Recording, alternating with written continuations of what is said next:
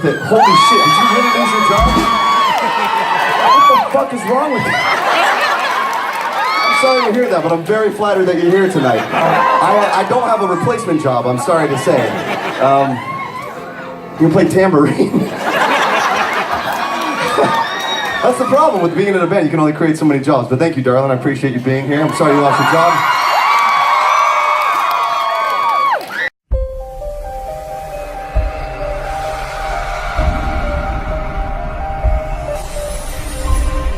What's up, you guys, and welcome back to my channel. So for today's video, as you can see by the title, I am going to be talking to you guys and showing you guys a bunch of the vlog footage that I took from the Panic at the Disco pop-up show. This show was in Austin, Texas last Saturday, March 31st. So that's just crazy, like really quick. In 2016, I saw Panic at the Disco on April 1st. In 2017, I saw Panic at the Disco on April 2nd. And then this year I saw them on March 31st. So it's like I saw them almost like exactly a year apart for 3 years. And that's insane when I actually was like looking at it. But anyway, so this show was like so crazy. Like, okay, so back like when, you know, Panic was starting their like big promotion for their new album and they were doing these shows, I didn't think there was a chance in hell that they would actually do a pop-up show in Austin, because they were doing the Final Four in San Antonio, and I just didn't think it was like even a relative possibility, because San Antonio is only an hour and a half from Austin, if you guys don't like know like Texas layouts or whatever. So it just really wouldn't make sense, because it would be like the same fan base, like being able to attend both shows. And the whole thing kind of like upset me a little bit, because, you know, those of you who don't know, like with the Final Four March Madness music festivals, the lineups aren't usually announced until like maybe a couple weeks before the actual thing. So, you know, I didn't have time, you know, take off work, and my boyfriend didn't have time to take off work. And so I was just like hoping, and it was on Easter, so I was just hoping I wouldn't get scheduled. And thankfully I wasn't scheduled for work that day. Like, I work at a place that's open 365 days a year. So there was a possibility I could have been scheduled. And my boyfriend works at a place that's 365 days a year as well. So he had to work, but he was going to try and get one of his managers to come in early, because my boyfriend is the operating director of this business. So he was going to ask one of his managers to come in an hour or two early so we could go to San Antonio. And unfortunately, she already had plans for Easter, and my boyfriend, you know, he's a nice guy and wasn't going to like make her change her Easter plans just so we could go to a concert. So I was feeling pretty bummed out about it, because I really didn't want to go by myself, but I would have. Because like the March Madness festivals are really fun and it's free, and San Antonio is only about an hour and a half away, so whatever. So the night before the 31st, I was just scrolling through. I saved the Panic at the Disco hashtag just to see like what they've been up to lately, and all of a sudden I saw the little flyer, and it said Austin, Texas for the next day, and I was like, what? Like, what? That I don't even know. Like, I was like completely like just taken off guard by the whole thing. And, you know, I was so excited, because I was not scheduled to work the next day, and usually I'm always scheduled on Saturdays, so it was like meant to be. You know, I was doing a lot of research, talking to a lot of really nice people. Like, if any of you guys were those people that were helping me out, thank you so much, because if it wasn't for y'all, I would not have been able to go, because I would not have known what to do. But anyway, I found out that usually the venue was announced the venue was usually announced day of around noon. And I figured it was going to be a venue downtown, because in Austin we have a lot of small music venues. So I was 99% sure that's where it would be. And then I also found out that in order to go, you had to be present, and because you got wristbanded, you got stamped. There was like a bunch, like this whole like thing to go. So basically, I think this was like a way that scalpers wouldn't be able to like, you know, scalp tickets and sell them for like a super high price. Like, they really wanted to make sure that the people who waited in line at that morning were actually the people who were going to go. So, you know, I completely understood. Like, I thought that was cool to make sure that only like the hardcore fans were able to go. Unfortunately, my boyfriend had to work, so there was no way he could have come downtown with me. And I was like, this is going to be another thing I'm going to have to go again by myself. But thankfully, it was a Saturday, and my mom was actually off of work. So I was like, hey, Mom, like I called her and I was like, do you think like you could come downtown with me and get tickets? Because you have to have 2 people to get tickets. You know, and my boyfriend has to work and all that stuff. And I, you know, bribed her with lunch and she was like, yeah, sure. So she came down with me. So basically, like, there was a lot of rumors online about which venue this thing was going to be at. So we parked next to the one where the biggest rumor was. And we were walking down the street towards the venue, and like before we even parked, like I noticed there was like a bunch of emo kids outside that venue, so I was like, oh, this has to be the venue. So we parked and we started walking down to the venue, and right at noon the announcement hit, and I looked at my phone and we weren't at the right venue, and I was like, shit. And then all of a sudden, like, I see people like running like down the street of Austin. Like, this is like a city, so like people were honking at people and just like people were just running. So I'm like, okay, well, the venue must be in walking distance. So I looked it up, and I've been to a venue right by this venue before. It's like this venue has like it's like one big thing that is like 2 stages. It's the ACL venue. So they have like a small venue, and then they have like a medium-sized venue. And I saw Fall Out Boy, the medium-sized one, but they were right next to each other. So I knew where it was. It was about half a mile away from where my mom and I were at the time. So we were like, oh, let's just walk it, because we didn't want to like go back to the parking garage and like find another parking lot or whatever. So we figured that would be the best bet. So we walked to the venue and got in line. The line was already pretty long.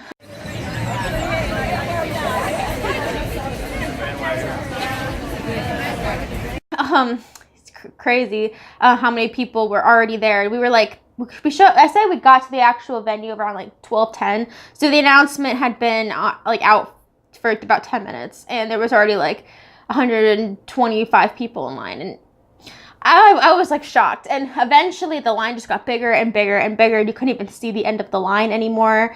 I know some people got turned away, not as early as some of these shows. I believe the capacity for the show is about 350 people. So it was a very small show. But anyway, so, you know, I had this idea when I was in line, because I know my mom didn't really want to go to the show because she doesn't like general admission shows, that I was going to like figure out how to get the wristband off and onto my boyfriend. Yeah, it's a tough task. And then I realized that they were stamping people, and I didn't even like know at that time they were going to be stamping. It's actually going to attempt tonight. We hand you the ticket. It's going to write a number on the ticket. We're also writing the same number on the wristband. We're going to put that wristband on you. So you can't buy a ticket and give it to someone later, because cut the wristband off, it will be offered, and we won't let you in tonight. So, now the good news is we've done a head count, and all of you are good, guaranteed in. Just be patient with us as we process the line. If you're here, you have to buy. So basically, we went up to the venue box office, and this took like we were in line for about 2 hours at this point, and we were number 123 and 124 in line. The reason I know that is because the tickets that we got were numbered 123 and 124 for the thing. And also the wristbands we got were also numbered 124 and 123. The wristbands were cool. Like, they have the little focus, please. Focus. There we go. They have the little Panic at the Disco symbol thingy. And the tickets were just printed like a normal ticket. So these are cool. I'm going to put these in my ticket frame, but I just wanted to keep them out so I could make this video. And then the stamp, it was a red confidential stamp. And in a way, this was like the best stamp ever, because I went and bought a red confidential stamp. Now, a lot of people are going to be like, that's totally illegal, like, whatever. But I paid for 2 tickets. These 2 tickets, look, you can, like, focus. Paid by Alexander Lawson. Paid by Alexander Lawson. So I paid for these, so I'm not stealing anything. But I just found a way to get this and this on my boyfriend, and it ended up working out. So this one was mine, and I just cut it because, like, I obviously kept it on the whole time. But my boyfriend's, we ended up like taking the entire white plastic piece out of it and super gluing it back on so we can make it like work. It's super like ratted now because of all the stuff we had to do to it. Like it's all like bent, torn apart. But we ended up super gluing this little white part back onto it. It ended up working out, which is just so funny. I don't know where the little white part is now. It's like gone, but it did end up working out. And then this confidential stamp, I'll just use, I don't want to like get anything. Like this is like an office room for my boyfriend, so I don't want him to use like his like banking paperwork or whatever. So this is the stamp that we got, and it looks like this, but the actual stamps, like, I'll try and find a picture of what the actual stamp looked like. I'm not sure if I took a picture of my wrist at that time, but it was a lot bigger, and dang it. There we go. So this is what the stamp looks like, and the stamp that we actually got was a little bit bigger. So we just like basically smudged it out to where it was just like a big red blob. Like I actually have a picture of the red blob, but I'll put it in here. But yeah, it was crazy, and it actually ended up working out. And the funny thing is, like, the venue staff didn't even really check the stamp or anything like that, or like, you know, didn't look underneath the wristbands to make sure that they weren't tampered with. All they had to do really was scan. Like, I don't know if you can even see, like, underneath the 123, there's a little gold number. I don't know if you can see that. Maybe you can see it better on this one. There's like a little golden number. There, you can kind of see it. And they scanned that so you couldn't duplicate the bracelets, which was really cool. But, so like I didn't scalp anything or anything like that. I bought both of these tickets with my own money, and I just wanted to go not by myself. So the show was really amazing. Like the stage, and like I'll find some pictures from that show, but the stage and the pit, like there was no like barricade in between. Like people could like put their hands like on the stage, like they'd be that close. Like I'll put a video in here. Zach actually made a statement about that, how he would have to stop the show if you know, things got out of hand, people crowd surf, try to get on the stage, try and touch Brandon, whatever. I'll post that in here.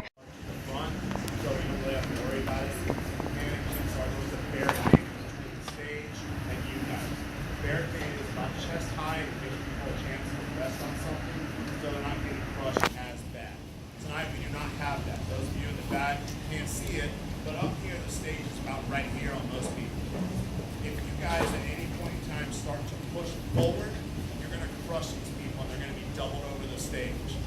Please, I know it's going to be exciting, it's going to be a lot of fun, we're all going to have a good time, but if we start pushing forward, we're going to crush them, and I have to stop the show. Please don't do that.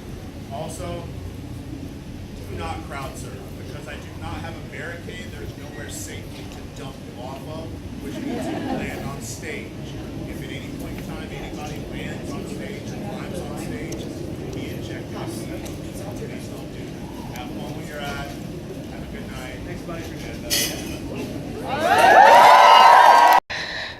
The craziest thing about that too is like when Zach got on the stage, everybody, like a lot of Panic fans know who Zach is, so like they all cheered for him, and he was like, you know, quiet down, and the entire venue was quiet to listen to what he had to say because he didn't have a mic or anything, and I thought that was really cool.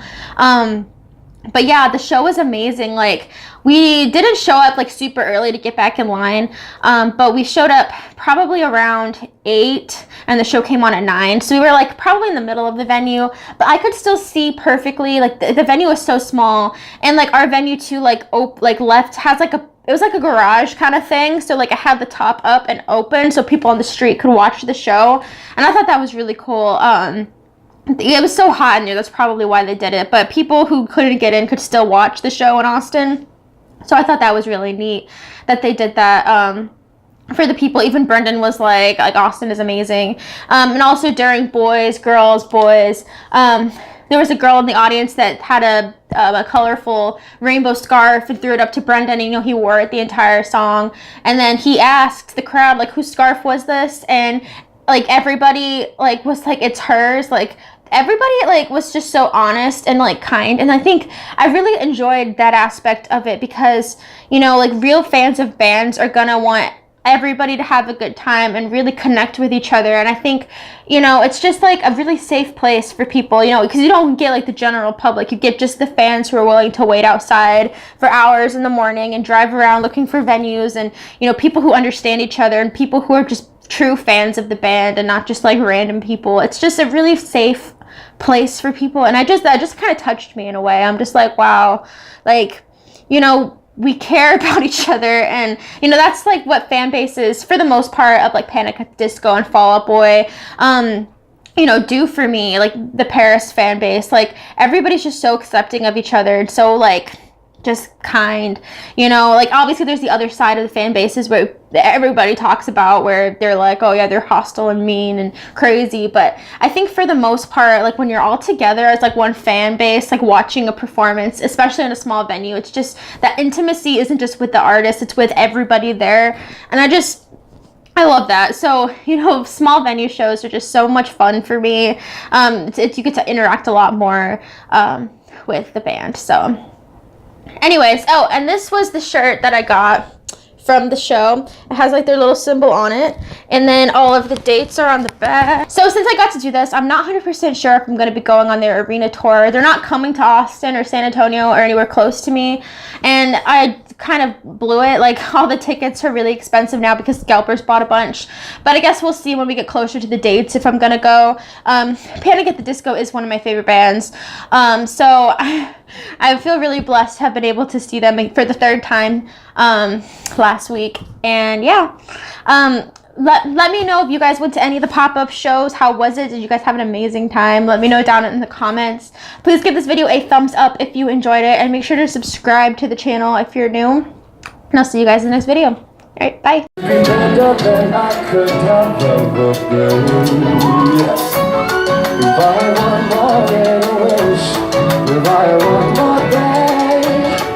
could be better, but baby, oh, it's Saturday night.